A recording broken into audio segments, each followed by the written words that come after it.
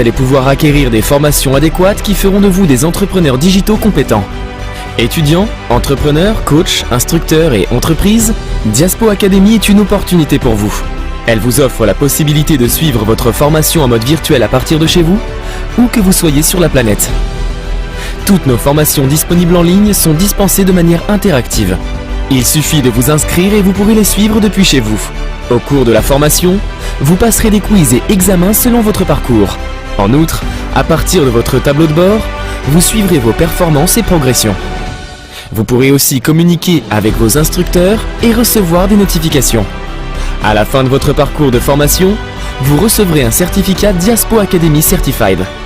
Que vous soyez débutant ou responsable d'entreprise, Diaspo Academy est une opportunité pour vous. Saisissez-la. Enfin, que vous soyez coach ou instructeur, ayez accès à un millier d'étudiants à travers notre plateforme. Merci de choisir Diaspo Academy, le meilleur choix. Pour plus d'informations, allez sur www.diaspoacademy.com. Diaspo Academy, la plateforme des professionnels du digital.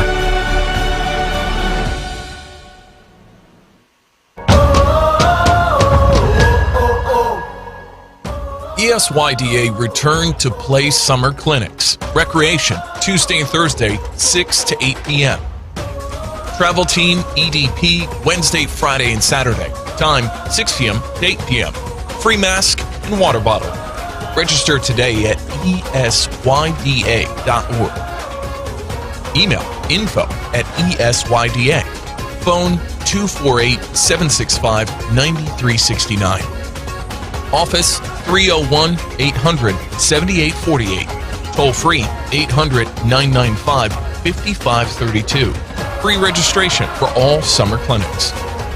All new players need buy uniforms.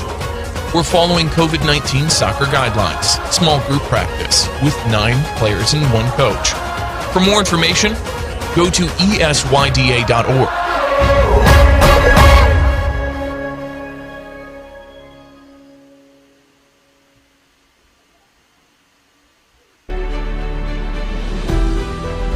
L'entrepreneuriat digital vous intéresse-t-il? Vous voulez apprendre à construire des projets digitaux? Aimeriez-vous gagner des revenus passifs conséquents en tout lieu? Voici la plateforme des professionnels du digital, la Diaspo Academy. Ici, vous retrouverez les meilleurs professionnels de la diasporama mondiale connectés sur notre plateforme. Vous allez pouvoir acquérir des formations adéquates qui feront de vous des entrepreneurs digitaux compétents. Étudiants, entrepreneurs, coachs, instructeurs et entreprises, Diaspo Academy est une opportunité pour vous. Elle vous offre la possibilité de suivre votre formation en mode virtuel à partir de chez vous, où que vous soyez sur la planète. Toutes nos formations disponibles en ligne sont dispensées de manière interactive. Il suffit de vous inscrire et vous pourrez les suivre depuis chez vous. Au cours de la formation, vous passerez des quiz et examens selon votre parcours. En outre, à partir de votre tableau de bord, vous suivrez vos performances et progressions. Vous pourrez aussi communiquer avec vos instructeurs et recevoir des notifications. À la fin de votre parcours de formation, vous recevrez un certificat Diaspo Academy Certified.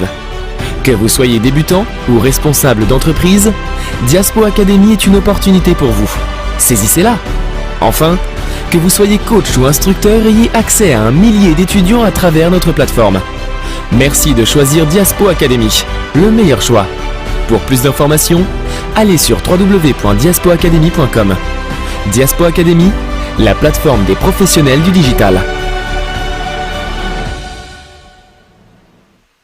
Do you want to promote your business? Do you want to talk about your nonprofit organization? Do you want to talk about your culture?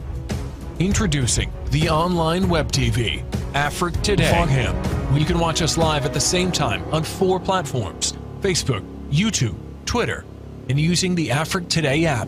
Download our app today for Android or Apple. Promote your business today. For more information, go to www.afriquetoday.com. Afrique Today, the best of digital TV.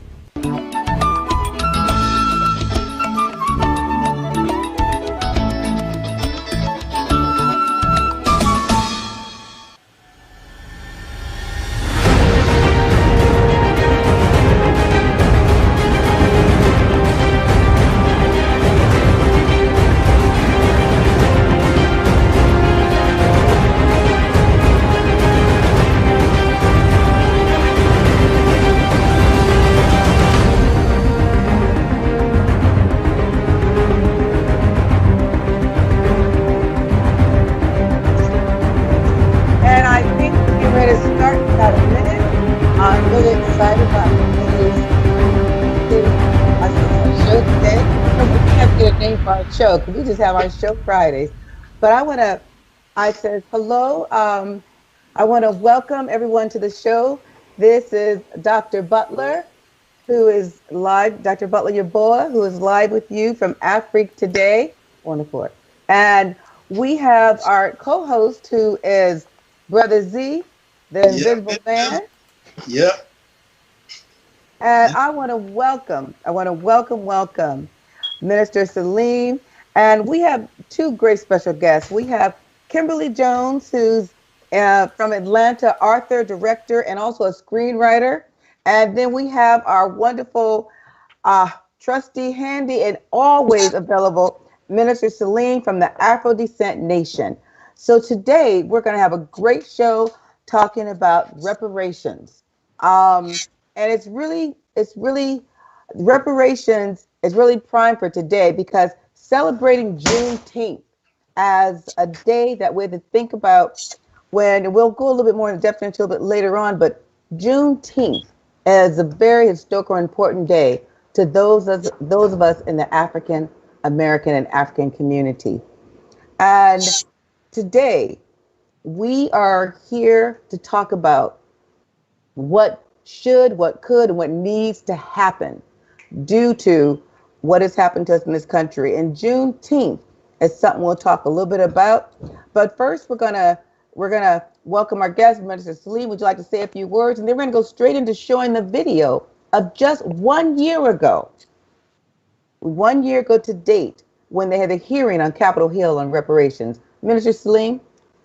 I want to thank you, Dr. Butler, for giving us this platform in order to enlighten our people about this most important subject, reparations. I know a lot of people have a lot of different views about it. When I first heard reparations and I heard opposition to it, I couldn't believe it. People were calling it a handout. Reparations has nothing to do with handing out anything other than what's owed to you. And reparations is a payment for wrongs that have been done from one people by another people. And so reparations is most definitely due and owed to us. And we want to talk a little bit about that later in the show. Wonderful, wonderful. So we're going to go right into showing the video of just 1 year ago to date, when they had the hearing on Capitol Hill about reparations. Video, please. I sit here as the great-grandson of a former slave, Mary Brown, who was freed by the Emancipation Proclamation on January 1st, 1863. I had the fortune of meeting her as a small child. This hearing is yet another important step in the long and heroic struggle of African Americans to secure reparations for the damages inflicted by enslavement and post-emancipation and racial exclusionary policies. I am not here in anger or anguish. I am not in any way seeking to encourage hostilities. There are diverse opinions in this room, and I understand it, appreciate it, respect it, admire it, and love it. I'm a product of my history. I am clearly a child that has walked this path. No, I did not pick cotton. But I will say that those who picked cotton created the very basic wealth of this nation. For cotton was king. There was no other product. Yesterday, when asked about reparations, Senate Majority Leader Mitch McConnell offered a familiar reply. America should not be held liable for something that happened 150 years ago, since none of us currently alive are responsible. Enslavement reigned for 250 years on these shores. When it ended, this country could have extended its hallowed principles, life, liberty, and the pursuit of happiness to all, regardless of color. But America had other principles in mind. And so for a century after the Civil War, Black people were subjected to a relentless campaign of terror, a campaign that extended well into the lifetime of Majority Leader McConnell. We grant that Mr. McConnell was not alive for Appomattox, but he was alive for the electrocution of George Stinney. He was alive for the blinding of Isaac Woodward. What this committee must know is that while emancipation deadbolted the door against the bandits of America, Jim Crow wedged the windows wide open. And that is the thing about Senator McConnell's something. It was 150 years ago, and it was right now. Black people don't need another apology. We need safer neighborhoods and better schools. We need a less punitive criminal justice system. We need affordable health care. And none of these things can be achieved through reparations for slavery. For all these reasons, Bill H.R. 40 is a moral and political mistake. Thank you. I feel a sense of anger where we are in the United States of America, where we have not had direct conversations all about a lot of the root causes of the inequities and the pain and the hurt manifested in economic disparities, manifested in health disparities, manifested in a criminal justice system that is indeed a form of new Jim Crow. And so we as a nation have not yet truly acknowledged and grappled with racism and white supremacy that has tainted this country's founding and continues to persist in those deep racial disparities and inequalities today. Well, I hope you enjoyed the video. And now that was a year ago. And today there was something else that was very, I said, land breaking for us here. Juneteenth should be a holiday. And today on the House floor, there was bipartisan support of introducing June 19th as actual holiday, a national holiday for us.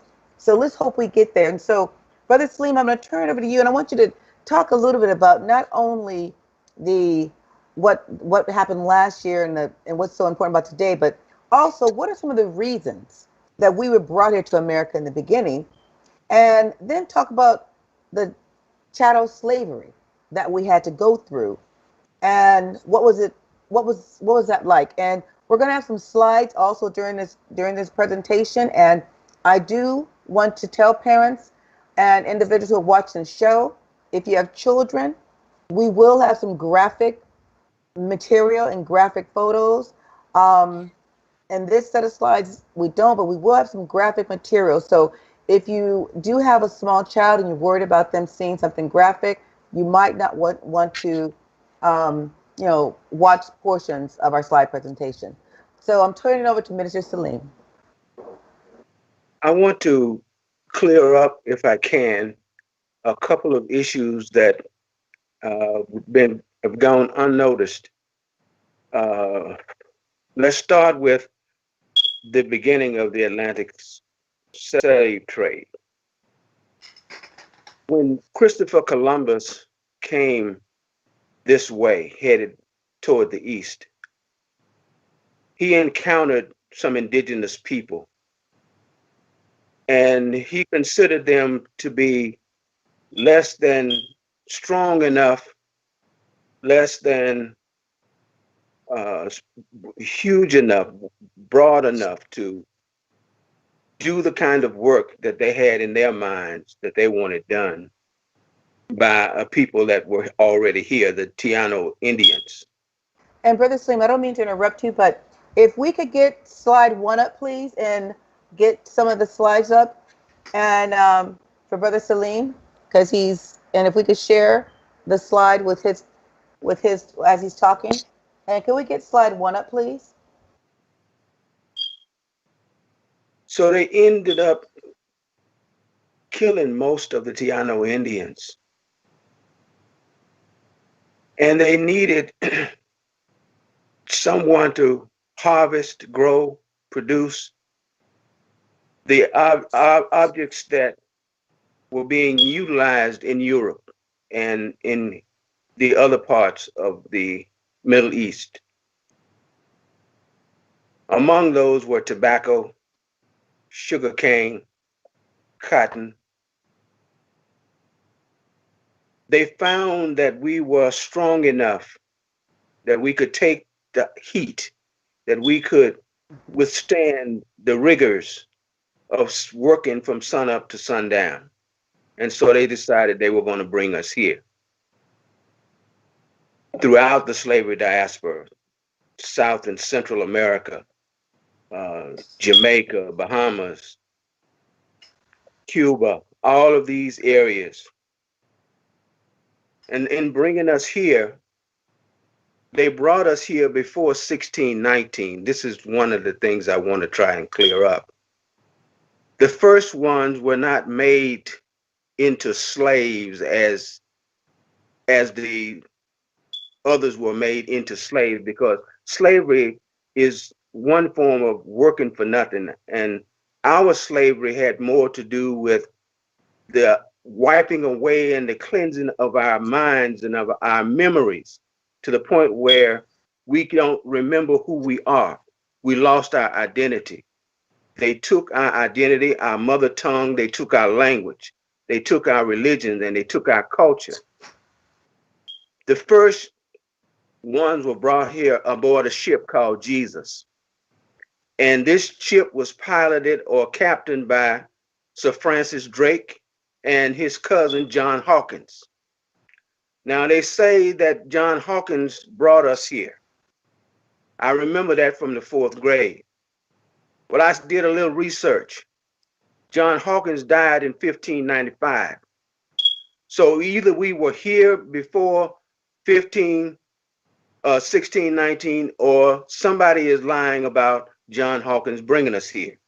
So either way it goes, we have been here now 400 years, and we need to be released from the rigors and the stigma of slavery. We have been here under the yoke, literally under the yoke, with a knee on our neck, a rope around our neck, someone choking us.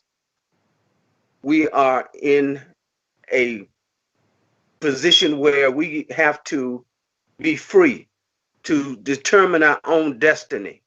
And that's part of what this reparations is all about. The first thing we had to do was get an identity. Mr. Muhammad filed a petition in the United Nations for reparations in March of 1994. But little did he know, when he filed a petition, they had no record of us.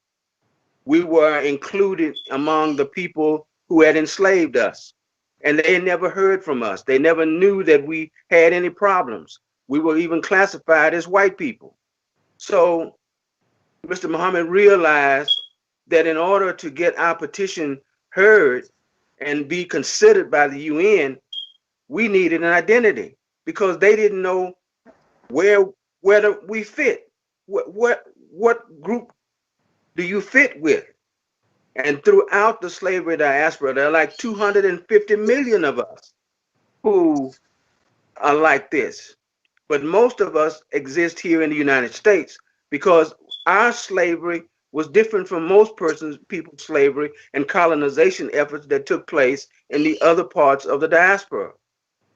The white man here in America, they completely took our identity. So the point now is we have to have an identity. In the UN, there are 2 groups that are considered in the UN from Africa. One group is the peoples of African descent. The other group are Afro-descendants.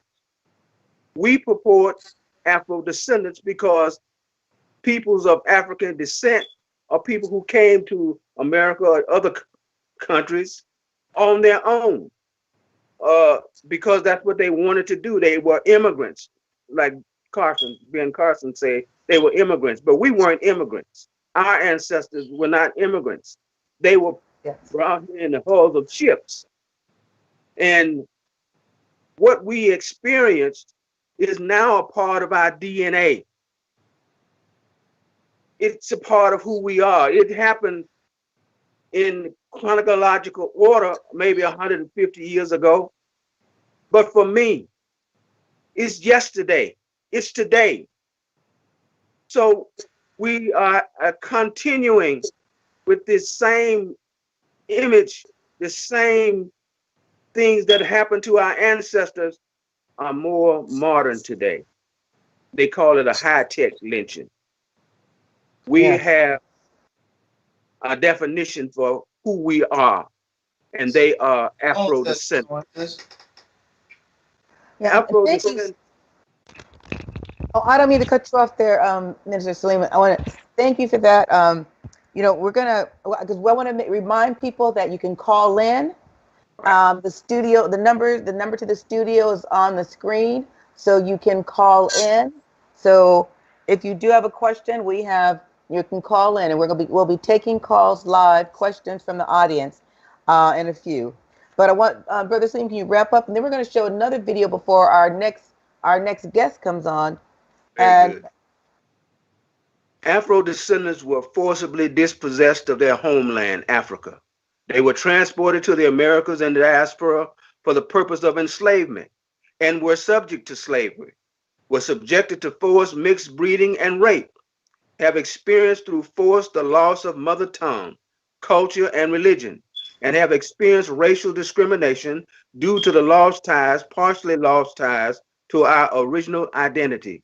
Today, we are Afro descendants.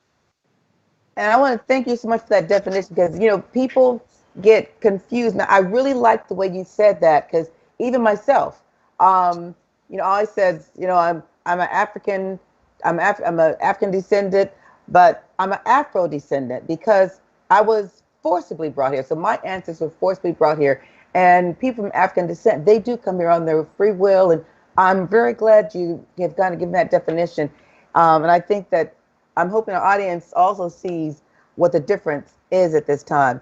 Before I go on, we're going to start with our next video, because we have our wonderful next guest who will be coming live to you as well. As I said, Miss Kimberly Jones, who is an amazing, amazing, amazing young lady. I got a chance to see this video that you're getting ready to see. She's from Atlanta. She's an author, director, and screenwriter. Can we show the video now of Kimberly Jones, please, so that we can get an understanding of where we are now, and then talk a little about the Jim Crow South and what it did to us as well. So I've been seeing a lot of things talking of the people making commentary. Interestingly enough, the ones I've noticed that have been making the commentary are wealthy black people making the commentary about we should not be rioting, we should not be looting, we should not be tearing up our own communities. And then there's been an argument of the other side of we should be hitting them in the pocket. We should be focusing on the blackout days where we don't spend money. But, I feel like we should do both. And I feel like I support both. And I'll tell you why I support both. I support both because when you have a civil unrest like this, there are three types of people in the streets. There are the protesters, there are the rioters, and there are the looters. The protesters are there because they actually care about what is happening in the community. They want to raise their voices, and they are there strictly to protest. You have the rioters who are angry, who are anarchists, who really just want to shit up, and that's what they're going to do regardless. And then you have the looters. And the looters almost exclusively are just there to do that, to loot. Now, people are like, well, what did you gain? Well, what did you get from looting?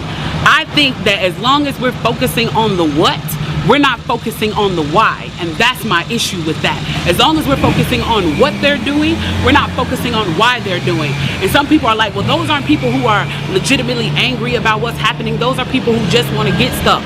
Okay, well then, let's go with that. Let's say that's what it is. Let's ask ourselves why in this country in 2020, the financial gap between poor blacks and the rest of the world is at such a distance that people feel like their only hope and only opportunity to get some of the things that we flaunt and flash in front of them all the time is to walk through a broken glass window and get it. That they are so hopeless that getting that necklace, getting that TV, getting that change, getting that bed, getting that phone, whatever it is that they're going to get, is that in that moment when the riots happen and if they present an opportunity of looting, that's their only opportunity to get it. We need to be questioning that why. Why are people that poor? Why are people that broke? Why are people that food insecure, that clothing insecure, that they feel like their only shot, that they are shooting their shot by walking through a broken glass window to get what they need. And then people want to talk about, well, there's plenty of people who pulled themselves up by their bootstraps and got it on their own. Why can't they do that? Let me explain to you something about economics in America. And I'm so glad that as a child, I got an opportunity to spend time at Push where they taught me this, is that we must never forget that economics was the reason that black people were brought to this country. We came to do the agricultural work in the South and the textile work in the North. Do you understand that? That's what we came to do. We came to do the agricultural work in the South and the textile work in the North. Now, if I right now decided that I wanted to play Monopoly with you, and for 400 rounds of playing Monopoly, I didn't allow you to have any money, I didn't allow you to have anything on the board, I didn't allow for you to have anything. And then we played another 50 rounds of Monopoly, and everything that you gained and you earned while you were playing that round of Monopoly was taken from you. That was Tulsa, that was Rosewood. Those are places where we built black economic wealth, where we were self-sufficient, where we owned our stores, where we owned our property, and they burned them to the ground. So that's 450 years. So for 400 rounds of Monopoly, you don't get to play at all. Not only do you not get to play, you have to play on the behalf of the person that you're playing against. You have to play and make money and earn wealth for them, and then you have to turn it over to them. So then for 50 years, you finally get a little bit and you're allowed to play. And every time that they don't like the way that you're playing, or that you're catching up, or that you're doing something to be self-sufficient, they burn your game. They burn your cards. They burn your Monopoly money. And then finally at the release and the onset of that, they allow you to play and they say, okay, now you catch up. Now at this point, the only way you're going to catch up in the game is if the person shares the wealth, correct? But what if every time you share the wealth, then there's psychological warfare against you to say, oh, you're an equal opportunity hire. So if I played 400 rounds of Monopoly with you and I had to play and give you every dime that I made, and then for 50 years, every time that I played, if you didn't like what I did, you got to burn it like they did in Tulsa and like they did in Rosewood, how can you win? How can you win? You can't win. The game is fixed.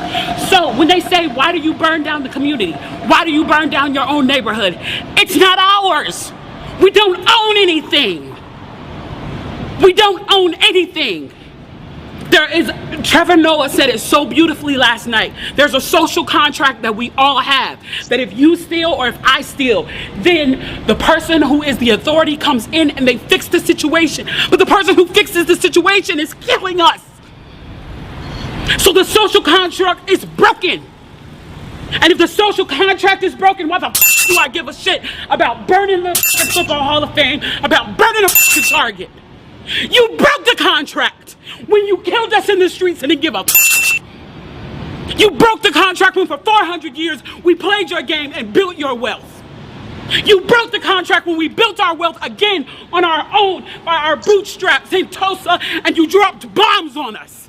When we built it in Rosewood and you came in and you slaughtered us. You broke the contract, so your Target, your Hall of Fame. As far as I'm concerned, they could burn this bitch to the ground.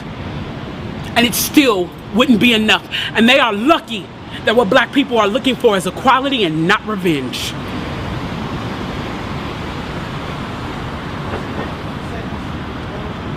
So you've heard it and you've been able to see it.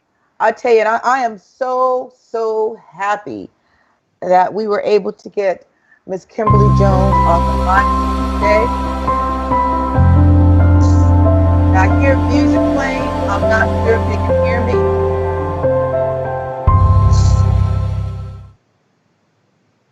Wonderful. I want to thank you so much. You've got to see what made me go all out of the way and try to find Kimberly. And I want to thank our co-hosts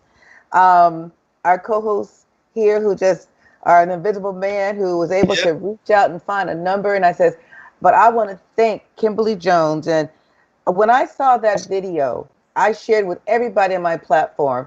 And I'm going to tell you, it made me cry.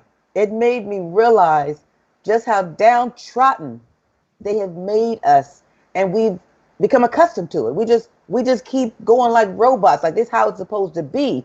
This is not how it's supposed to be. So without further ado, we have Miss Kimberly Jones on with us. Kimberly Jones, thank you.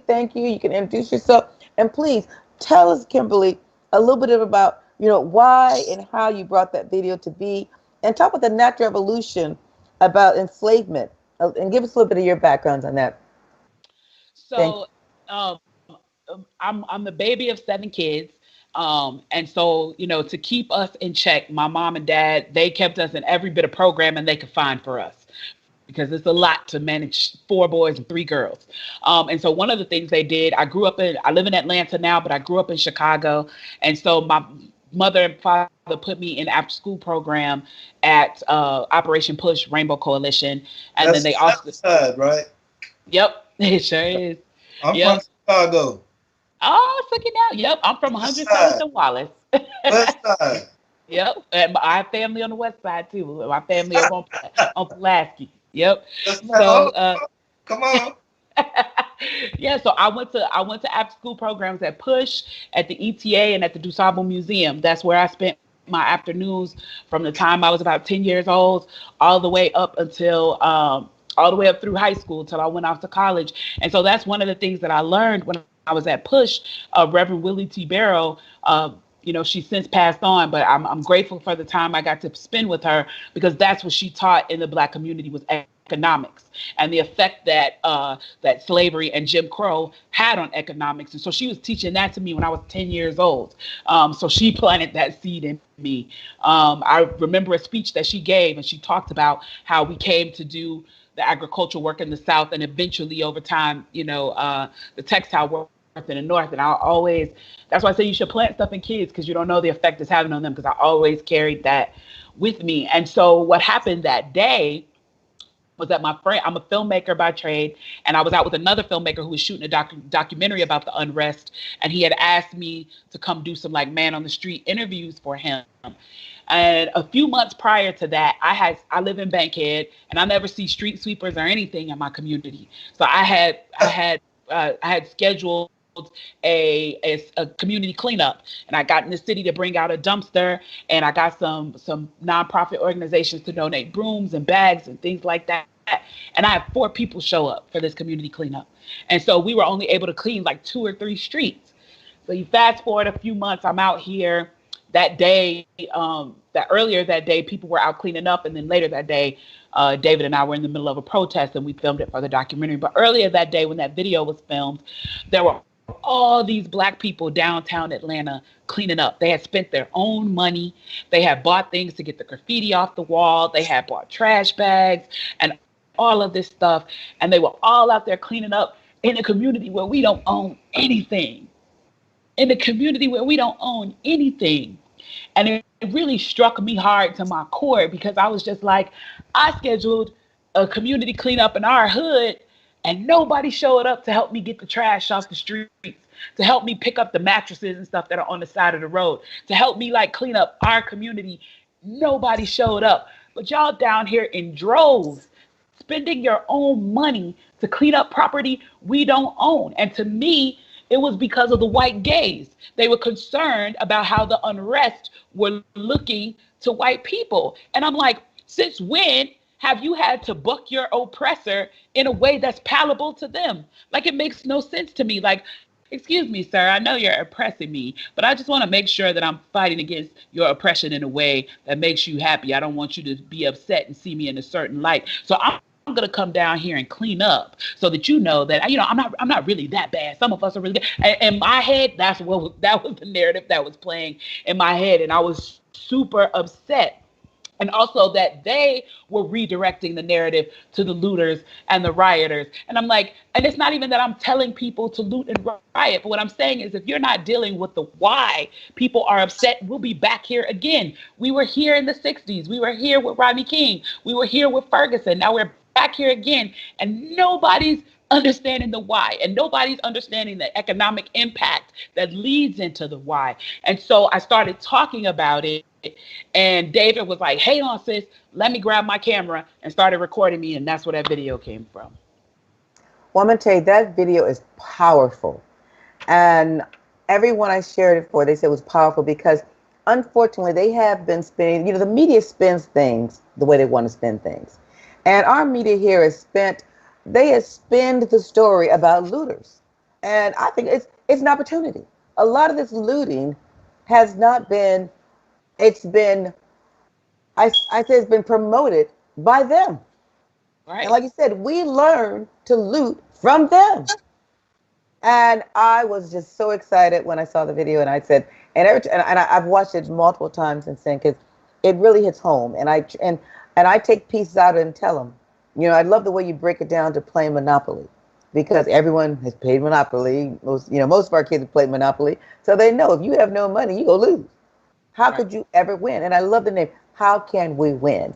And the only way we can win is through economic empowerment. And period. And Brother Slim, when I say about that, what are some of the ways you think we can win also? Because I know economic empowerment, and I know there's other ways that you've talked about how we can win as people of color, Black folks, African descendants, African Americans, Africans. Reparations is the key to us getting where we're trying to go. Mm-hmm. I know that we're in the election season, but let me show you how legislation goes so that you can get a feel for how they do stuff. On Juneteenth, emancipation was the impetus for the 13th Amendment.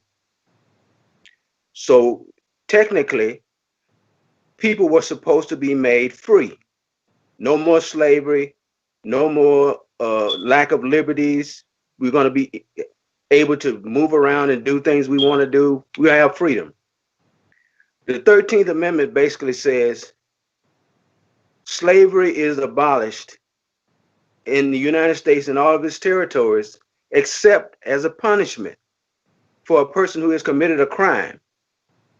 Then, therefore, slavery will be legal and binding. Emancipation comes from a Latin word that says emancipare, and it means to transfer ownership. So when they wrote the 13th Amendment, they took slavery out of the hands of the private owner and put it into the hands of the state, so that today we can be enslaved by being picked up for vagrancy. That's how it was right after the 13th Amendment came into play. They locked you up because you didn't have a job. If you wanted a job, nobody's hiring you. What are you going to do? You're going to go back to the plantation, and it started sharecropping. So these are ways in which they manipulate the law to their benefit. Here we are asking for equal treatment, equal justice. And how do they interpret that? We want to get rid of the police. That ain't what nobody said, that they wanted to get rid of the police. Somebody introduced that idea that wanted to make the movement seem like it was an anarchist type movement. The movement started peacefully. And then they showed film of police officers burning their own cars. They showed pictures and video of police officers breaking the windows. They didn't capture that in the media. We got that only because of social media. Otherwise, we would not know this. Mm-hmm. So here we are today trying to become entrepreneurs, trying to become inventors and creators of our own destiny. And like Sister said, with the Monopoly game, 400 years we didn't get anything, and for 50 years, look what happened. They took everything. How many Black farmers are there today?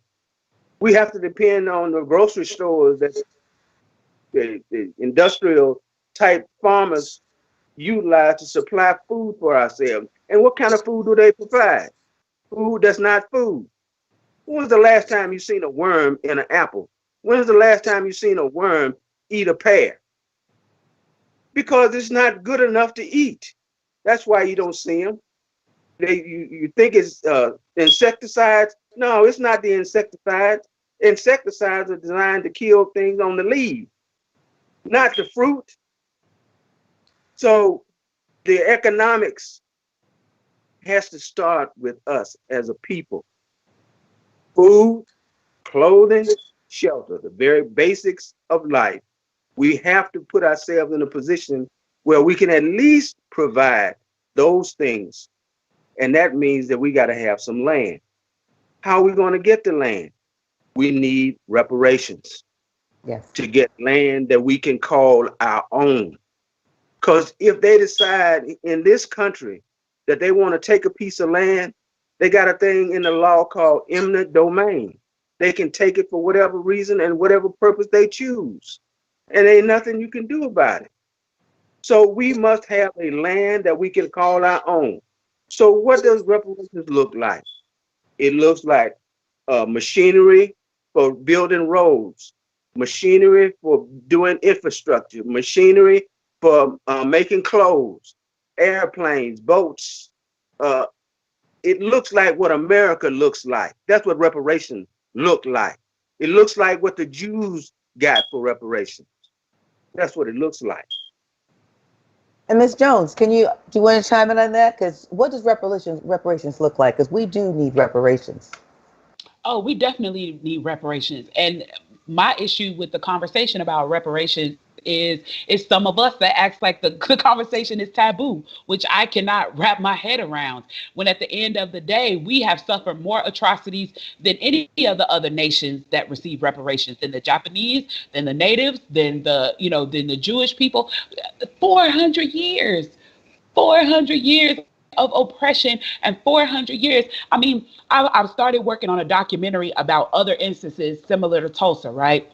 And so people think it's just Tulsa, it's just Rosewood. I found over 30 different similar instances like those in spaces where we have built our own wealth and they came and slaughtered it. A lot of people don't even know that Central Park used to be an all-Black community called Seneca Village. And that's why I found it interesting that the brother said about eminent domain. They took Central Park from Black people, which was called Seneca Village, through eminent domain, and that's how they built Central Park.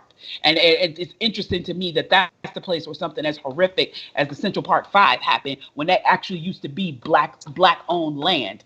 We're not even going to talk about the fact that we used to have, Amelia's Island and all of that. We owned all of that. That was all given to us. And then it was taken away again right after Reconstruction.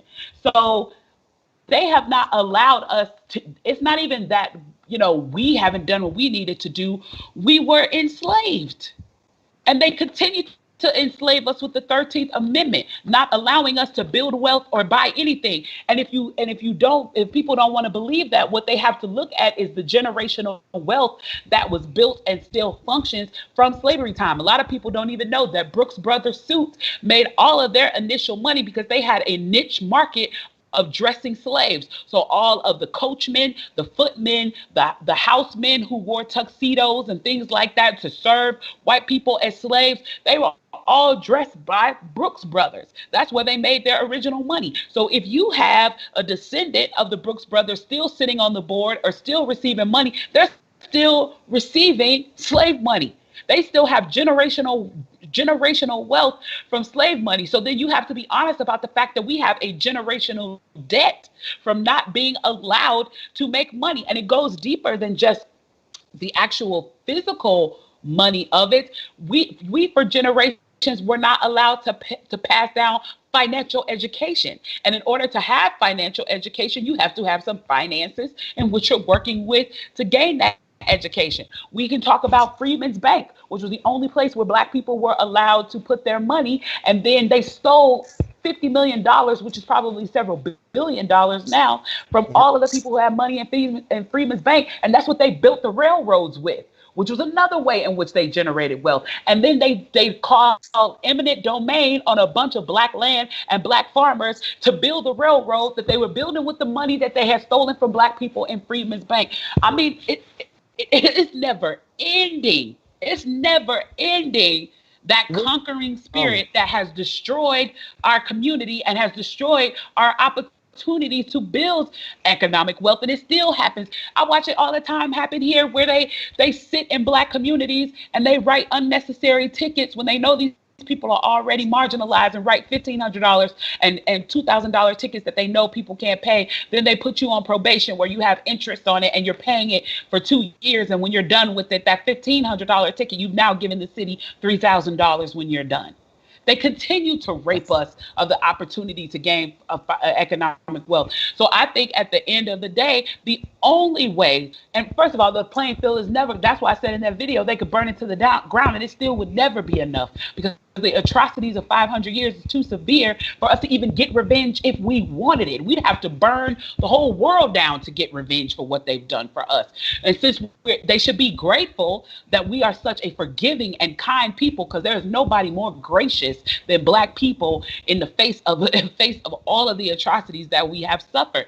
And I think that we have to get reparations, but also we have to begin to get serious about circulating the Black dollar in our community and make sure that we are spending money with Black businesses and that we are giving Black businesses the same grace that we give everybody else. You go to McDonald's 60 times and the ice cream machine is down, and you still pull up in that driveway. If you go to a Black business and they don't have cups that time, then you bad mouthing them and you're never gonna return again. We have to start giving grace to each other. We have to start advising each other. We have to start spending, because we're not getting the business loans that everybody else is getting. With that, they still hold us back from the banking system. So most people are starting business, are starting it out of their savings and doing the best they can with what they have. So we have to be more gracious with each other. We have to circulate the Black dollar amongst each other, but we have to come up with a real good commission and plan to receive reparations from our people, because it's not something that they are giving us. It's not us asking for advancement. It's something they owe us.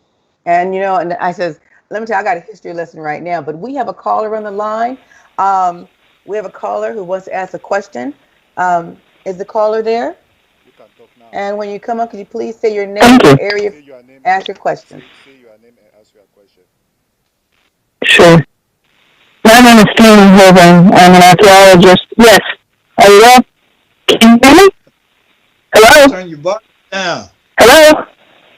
Yeah, we can hear you, but turn it down a little bit. Yeah, we can hear I you. think maybe there's some connectivity issue. No, we hear you. Can you hear Okay. My name is Karen Hogan. I cannot hear them. I'm muted. My question is, you know, in terms of the progression of land loss, yes, I'm interested in how reparations would work in terms of sexual and systemic racism in land practices and the progression of land loss, how African Americans were quote unquote emancipated. They went into places where they thought they were going to be free to be property owners and to economically prosper. Then that land was just systematically taken away from them through abusive realty practices, and you know, Africans were systematically kind of pushed into public housing projects, which were based basically reservations, much like what happened to American Indians. So I'm interested in what the vision for remedy is for the loss of land and this loss of economic to the deprivation of the privilege of being a landowner in the United States as Africans who were quote unquote emancipated after the Civil War. And so, you know, I'm interested in this and what reparations look like for this kind of systemic deprivation of property. And that's my question. Thank you so much. No, thank you so much for the question too. So, who would like to take a stab at that question? I got it. Can you hear me? Yes, we can. Back to 1868, and a week after the assassination of President Lincoln, that's when Andrew Johnson was sworn in, and he began to take away, just like Obama, what he tried to do. Trump is taking away So Johnson did the same thing 100 and some years ago. When we were talking about the vagrancy, my grandfather, he was born in 1899, and he talked about you couldn't leave the house without having some money in your pocket. And there's a great book called Slavery by Another Name, the Black Code. You could be picked up and, you know, just work for free. Now, as far as the land go, America is for Americans. They took it from the Indians, and they're not going to give you any. So I'd like to throw it to the Minister Salim and ask him, what is the real goal of the Afro-descended nation? The goal of the Afro-descended nation is to leave America, exodus out of America to a land that we can call our own.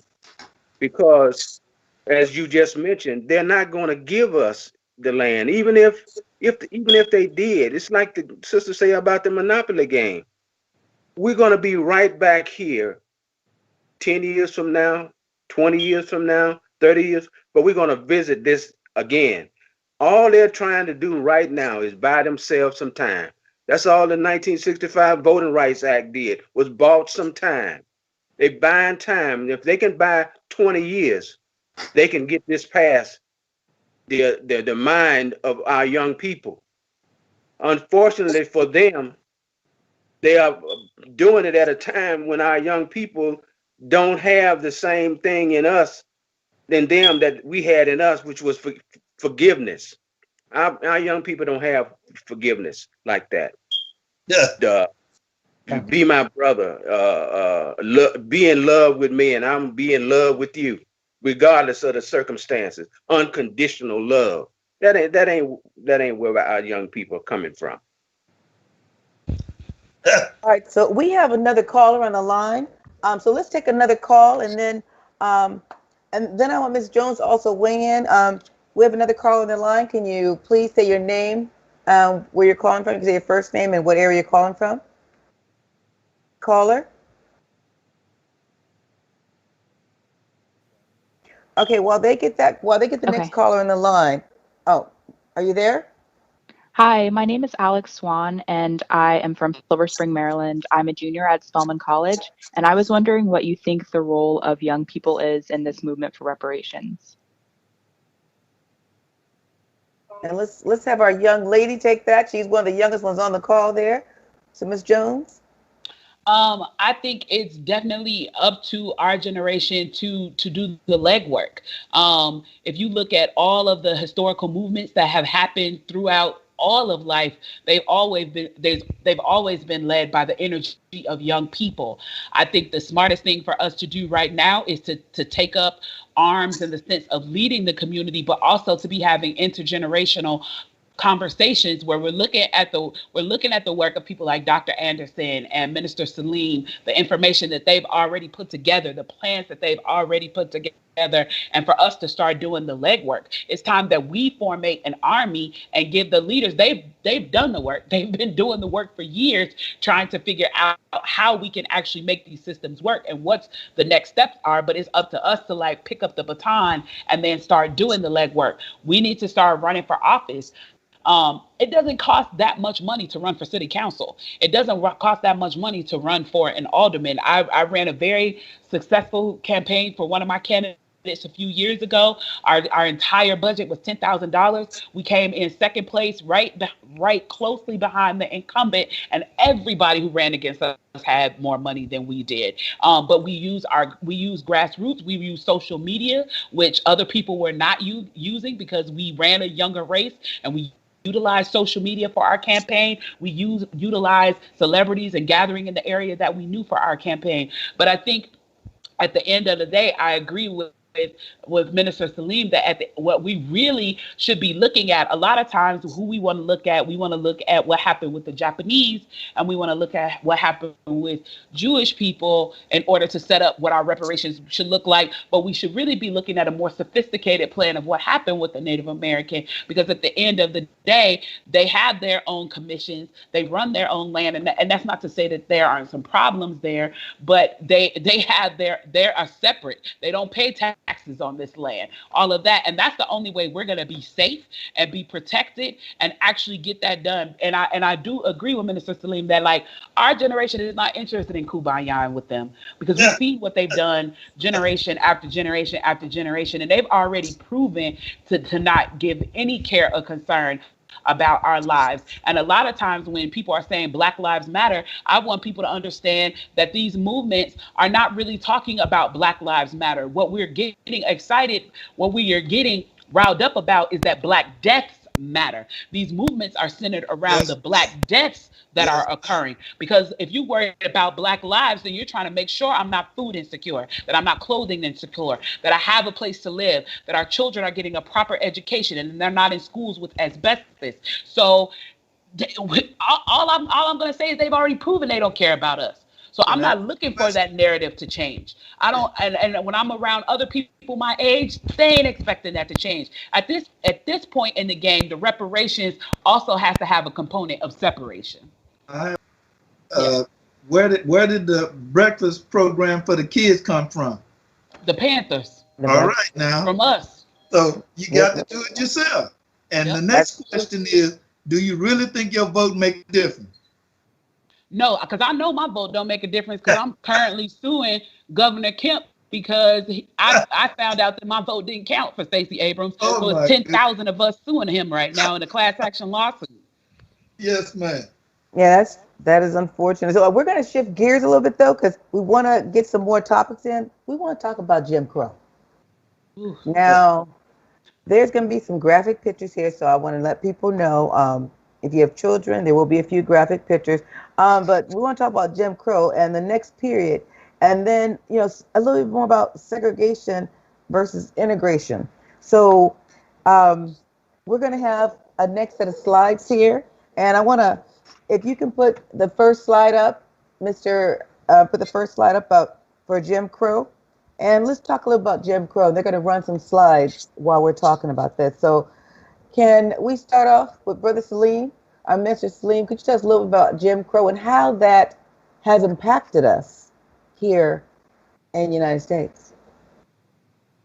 Jim Crow basically said that separate was equal, so that a facility for Black people and a facility for white people could be separated, but separate only meant that accommodations were going to be worse, almost untenable for you to utilize.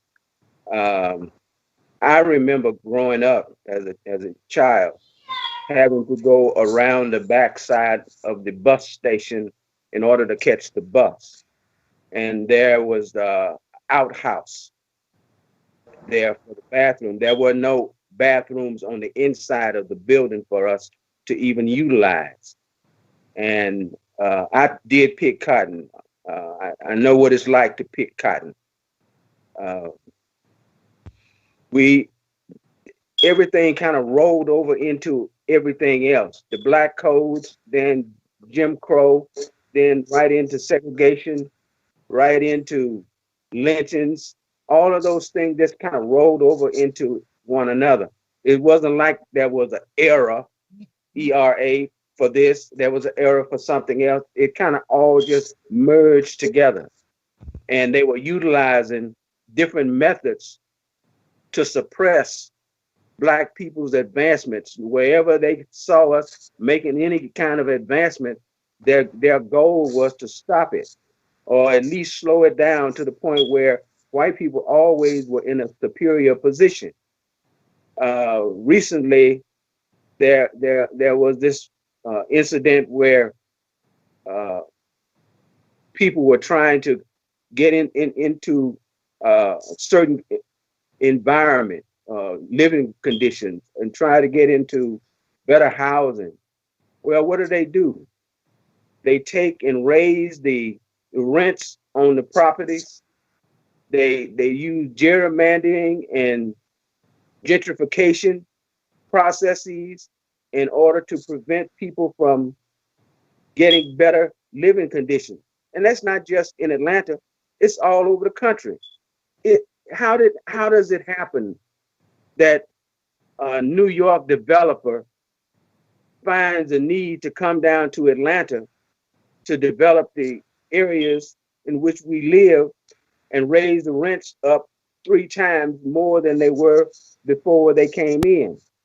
It's a diabolical scheme, plot, and a plan of theirs to do these kinds of things. In Jim Crow segregation, we had our own. We had our own doctors. We had our own stores. We had our own farms. We had our own schools. Segregation for us was freedom, in a sense.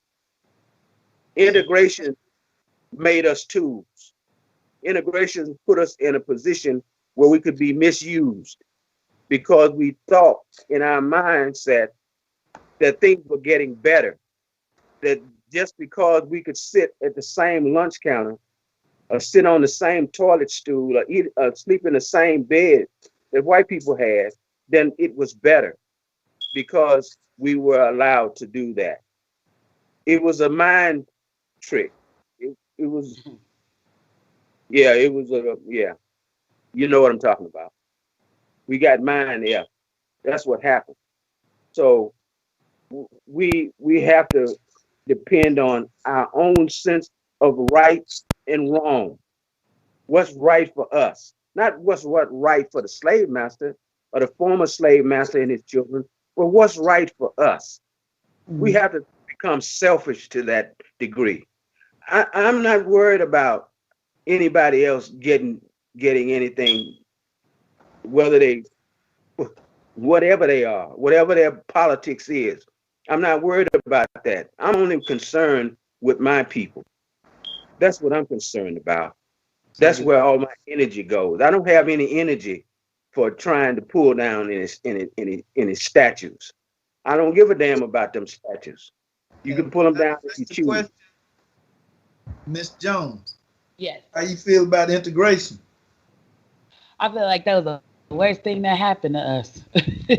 Because I think at the end of the day, what we were doing was building together and circulating the Black dollar and working amongst each other.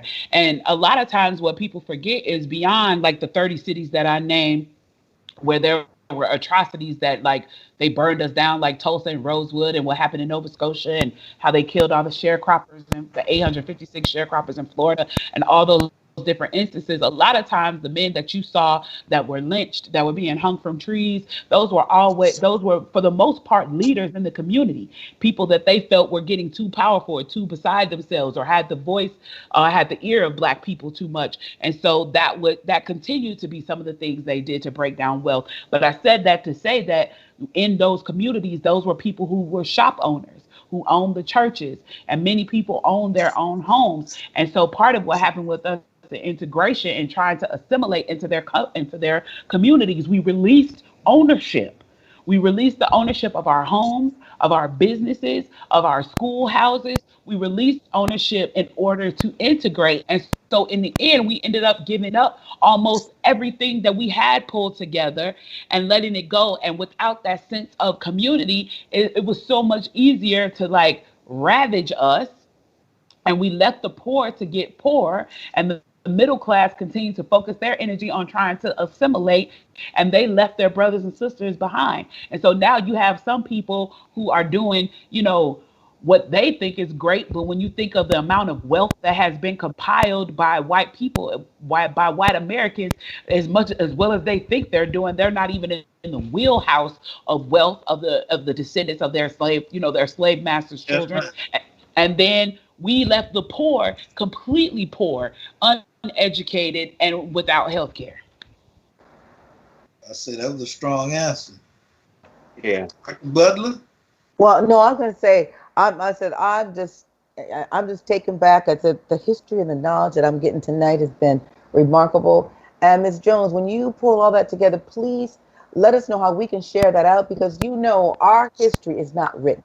Our stories, and I always tell people, history to me is his story. It's not our story. So we have to tell our stories so that our children and our future generation and those around us will know our stories. And it's not just for Black folks, it's for everyone. Because it's just like we came here, we came here as slaves. People don't realize we came here as African kings and queens. And they stripped us of everything. And some of Every us were single already here. Some of us Oh were already yes. here. And well, they disregard the ones that were here because they are talking about 1619. Hmm. Black folks been in this country in the 1500s. They have documentation from 1509. The first discoverers were the Moors. And so we built ships before anybody did. So we were the first world travelers. And it's just, it's just interesting how we look, when we have these discussions and nothing gets written. So please let us know how we can help you, when you're going to get something. I know you've written a book. Can you talk a little bit about your book that you've written as well? So my book is called I'm Not Dying With You Tonight, and it is the story of two 17-year-old girls who survived the night in race riots in Atlanta. It almost feels like prophecy now because I started writing it in 2015 and I sold it in 2017 and it was released in 2019. But it is the story of race riots happening in Atlanta, and eerily, there's a lot of similarities about what has happened here in the last couple months in the book. And it is, I made it so that there are two girls, one Black and one white, who are surviving the night, and it's told in alternating chapters, and you can see how differently the girls see the same night, like how differently the Black girl sees the night than how differently the white girl sees the night. And the only similarities that they share over the course of the night is their femininity, because there's an omnipresent threat to the feminine form. And so that's what connected them and made them feel as if though they would be stronger surviving the night together, is because they're both female. But there's a lot of nuance in how they're seeing the situation because one is Black and one is white. And so it's called I'm Not Dying With You Tonight. But I also just want to, in terms of talking about the history, I work very closely with my dear friend Eric Majette, who Dick Gregory called him the keeper of the jewels. Dick Gregory gave him that nickname before he died. And he's a good friend of mine, and I've been helping him organize some things. He has a traveling African American history museum, and so he curates exhibits based on whatever your event is. So if you're doing a book event, he'll bring curated things. He does like the Bonner Brothers hair show, and he brings all of his Madam C.J. Walker and stuff.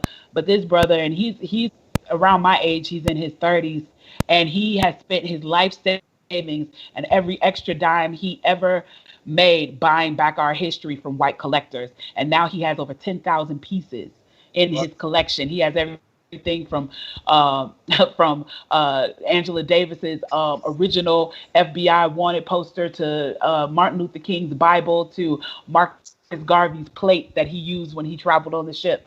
And so he and I are also working on some projects to be able to digitize all of the pieces that he has and get better like safety measures to keep the pieces in place. And so we'll be rolling out ways to share that. That's part of why we want to get all the pieces digitized so we can give them all up on the website and people can see all of them. But I think there is a roar. Steve Harvey called me the other day, and he calls me the young lion, because he said there's a roar that's happening with the younger generation, where we've seen the struggle, not only from our own perspective, but what we saw with our parents and our grandparents, and I think this is the warrior generation. I think again we do need to have more intergenerational conversations, because I think we can learn a lot from the wisdom of the elders that have come before us. But yeah, I think we're ready to bulldoze over on these people. Tired. Oh, so we need more blood, more blood like you. And just a little bit about me. I work with young people, and let me tell you, that's what keeps me going. Literally, is their energy, their thirst for their thirst for knowledge and the momentum of moving things forward. So, Brother Minister Salim, could you tell us, because we want to see what steps can we take, how can we move forward, and how can we get our reparations? Because I'm so tired of talking about it. I am so tired of talking about reparations. We got to get our reparations. We talked briefly about it once before. We have to have a constitution, something that we all can agree upon, or the majority of us can agree upon, that we're willing to follow. Then we have to have an umbrella, a brought up over us so that we can maintain our individual identity until we get a national identity. Our global identity is Afro-descendant, and if you will self-determine that that's who you are, then we can band together as a whole group, as a whole nation, because reparation is not paid to individuals. And I don't want people to get the idea that there's going to be individual checks and everything for reparations. Reparations is paid from one nation to another nation. That's how it's done, and it's always been done that way.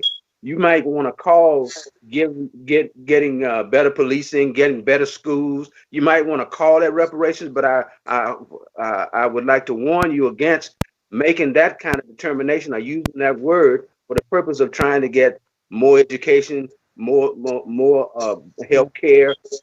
Those are civil, social things that a nation or government ought to be providing anyway. It don't need to be made a part of reparations. That's something that they ought to be doing anyway, legally, under their civil rights.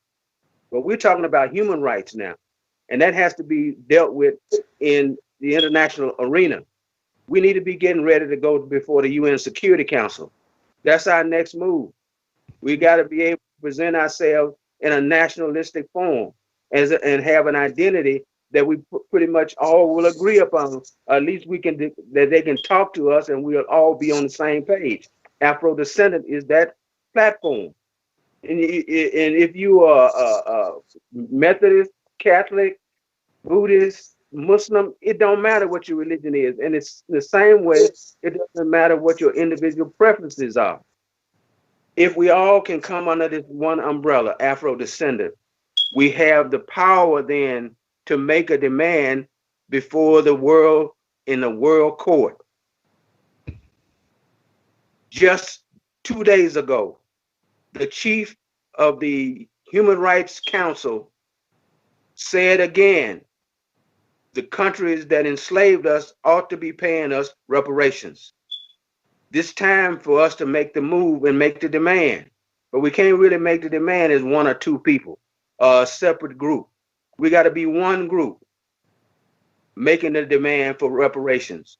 Maybe everybody don't want to leave, but those of us who want to leave, we want reparations. And reparations, as I said, looks like what we need to build a government, a country of our own. That's what it looks like. Something like what they did with Liberia when we had the exodus of Africans and blacks back in, you know, when they built Liberia. So that is something that is definitely doable and can happen. So, Ms. Jones, could you weigh in on that? I mean, I don't feel like it's nothing for me to add to that. Because, you know, one of the big things I'm concerned about is how can we come together? Because that is where, because we as black folks, we as Afro descendants, we as people of color with the most beautiful pigmentation going in the world, and from all these various different color and variations of us, we are the most divided people there are in the world. How can we start moving forward unified as one and come under one group, and the majority of us, and really push the envelope? Can I answer that? Just like there was a constitutional convention, we need to have delegates from the different, groups of us sit down and work it out. If it takes 6 months to come together, that's what we have to do. Well, this is the time to do it, because we have momentum, and we got to get young people at the table, because those of us who are older, we have to, we're going to have to give the wisdom of our generations what has happened and the fights that we've been in. But then the young people are the ones who really make change. And I'll just briefly say when I was younger, I had the opportunity of supporting the Free Mandela movement and actually being one of the student organizers at UC Berkeley. Now that was years and years ago, but I'm like, we're still fighting. We're still fighting from the same fights. And so many of my uncles and aunts thought I was a fool, wouldn't even come out to support it. Like, what are you doing fighting for someone who doesn't care about you? But it's like, if that can happen there, it can happen here. And that was my take on that. So how do we get our young and our old and our intergenerational to work together? Because there has not been too many movements where we have intergenerational work together, and then just in general, we are so divided. And I know we can, how can we get all the heads out together? And we have about 5 more minutes. And I just want to wrap up some of that. And if you guys can tell me, how do we get there, and where do we start? I think the communals are going to be the biggest part. Realistically speaking, we're not going to get everybody on board from the onset, right? Because people never want to be on board with something when it's first starting to come together. Then it starts to look good and it starts to look like something's going to happen. And then people start to perk up and show interest. And then once it's gotten to the place where it is happening and people can see the benefit of it, then they'll pretend like they were always on board and come on board. So we just got to set our sights knowing that is what is going to transpire. But I think that it is a good idea to start thinking of ourselves, like you said, in the forms of delegates. We have to start having, and I think we have to start having this conversation not only intergenerationally, but as a diaspora. I've had several conversations just even in the past week with some brothers and sisters in Ghana who had some ideas about how they wanted to work with, people in our country and how they were concerned about us and plans that they had in place and communications that they want to have. I had all of the Black members of parliament in the UK give me a call and said, sis, we're dealing with some of the same things. So we wanted to get on a Zoom with you and start having a conversation about how we can, share resources and exchange resources. So I think that it's going to be a bigger conversation than just the US, because when you're talking about, the slave trade as of itself, then we have to go deal with our brothers down in the islands, and we have to go deal with our brothers, down in Canada and all of that. And so we need to come up with these, if you will, these independent tribal nations that, form one big unit, but have different pieces that are moving and working. Mr. Muhammad brought together 19 different countries from South Central America, all throughout the diaspora, and that's where the name Afro-Descendants came from. So it's being utilized, it's being accepted in the UN. And so nations today have come together to identify as Afro-Descendant. All we got to do is just come together under the umbrella. And that's where we can start by, as you say, with the delegates and people coming together, because we have something already written.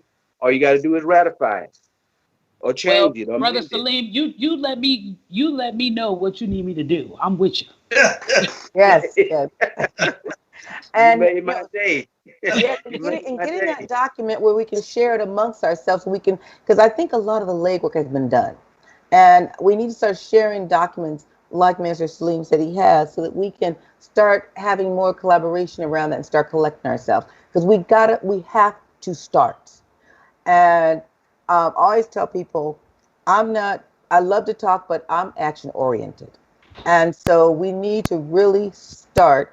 And so, Brother Salim, I'm gonna put it on you to say you need to get information to us ASAP, since I know the nation has been working on this for years, and I've been following a lot of the work that you've been doing, and I'm really excited about it. But I want to have the doctrine so we can start passing that out, start having these groups, start formulating things, and making larger individual, building our delegates up. So that's a call out for you to get the information, especially to Ms. Jones and myself, so we can start. She got those young folks. Those young folks are fired up. You can look at me by midweek next week. Wonderful. And so, Kimberly, you heard that. So I'm hearing it. We're gonna hold you to that, because I'm excited. The local scene. What's going on the local scene? Well, that's going to take us. And so, here's any closing comments before we close up, and then I'll make closing announcements. No, you make your announcements. Kimberly and I will get together. Wonderful. First of all, I want to thank. Oh my God, I just want to thank my guests tonight. You guys have been amazing. People were texting me and calling me while I was sitting on here, and I'm like, oh, just call in. I am so excited. I think we have a lot of momentum. We need to start putting this momentum now into action. And I think we're getting there. So I just want to make a few announcements. I want to thank my guest again. I want to thank my co-host, and I definitely want to thank Afrique Today Thank you so much, Afrique Today. But please, we're starting Justice Mondays, and here in Montgomery County, Maryland, we're starting Justice Mondays. Anyone is welcome from the DC, Prince George's, Virginia, across the state of Maryland. We are starting to rally for the oldest and largest African cemetery in the United States, in Bethesda, Maryland. Our first rally will take place Monday in White Oak at the White Oak McDonald's right there in New Hampshire, where that is the McDonald's that we had a lot of racial incidents, and that's the McDonald's. It's called the most police on black people just for sitting out there eating. And that is the last place where the last area where May 7th, a black man was shot and killed by police. So we want you to come out at 5 o'clock or 7 o'clock for the rally. And that's at the McDonald's. Let me make sure. 5 o'clock for the rally, McDonald's on New Hampshire Boulevard. Please come out and join us. And then we're going to have rallies Monday through Thursday. We're going to try to get them to stop excavating the Moses African Cemetery in Bethesda, Maryland. We need you now. Time to say goodbye. Thank you, Dr. Brother. Thank you, Kimberly. Thank you, Kimberly. Thank you. All right. Thank you, guys. Nice. Can you hear me, Kimberly?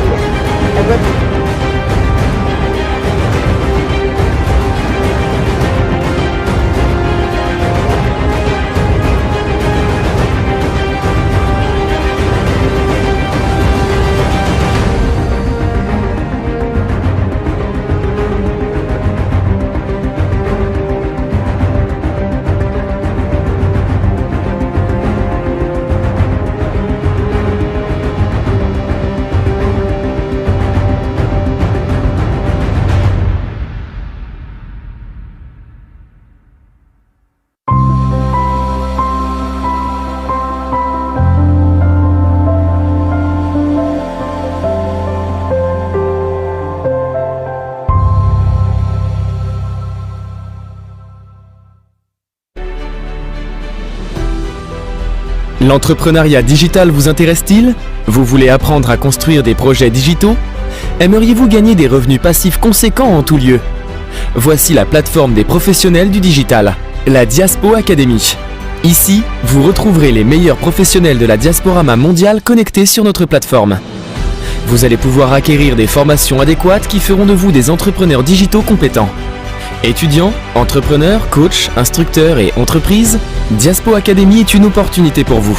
Elle vous offre la possibilité de suivre votre formation en mode virtuel à partir de chez vous, où que vous soyez sur la planète. Toutes nos formations disponibles en ligne sont dispensées de manière interactive. Il suffit de vous inscrire et vous pourrez les suivre depuis chez vous. Au cours de la formation, vous passerez des quiz et examens selon votre parcours. En outre, à partir de votre tableau de bord, vous suivrez vos performances et progressions. Vous pourrez aussi communiquer avec vos instructeurs et recevoir des notifications.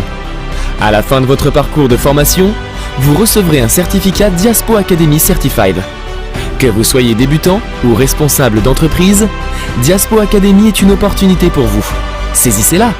Enfin, que vous soyez coach ou instructeur, ayez accès à un millier d'étudiants à travers notre plateforme.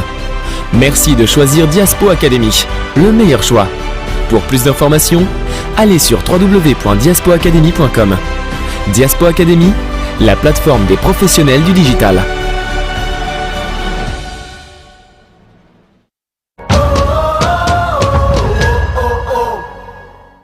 ESYDA returned to play summer clinics. Recreation, Tuesday and Thursday, 6 to 8 p.m. Travel team, EDP, Wednesday, Friday, and Saturday. Time, 6 p.m. to 8 p.m. Free mask and water bottle. Register today at esyda.org. Email info@esyda. Phone 248-765-9369. Office 301-800-7848. Toll free 800-995-5532. Free registration for all summer clinics. All new players need buy uniforms. We're following COVID-19 soccer guidelines. Small group practice with 9 players and 1 coach. For more information, go to esyda.org.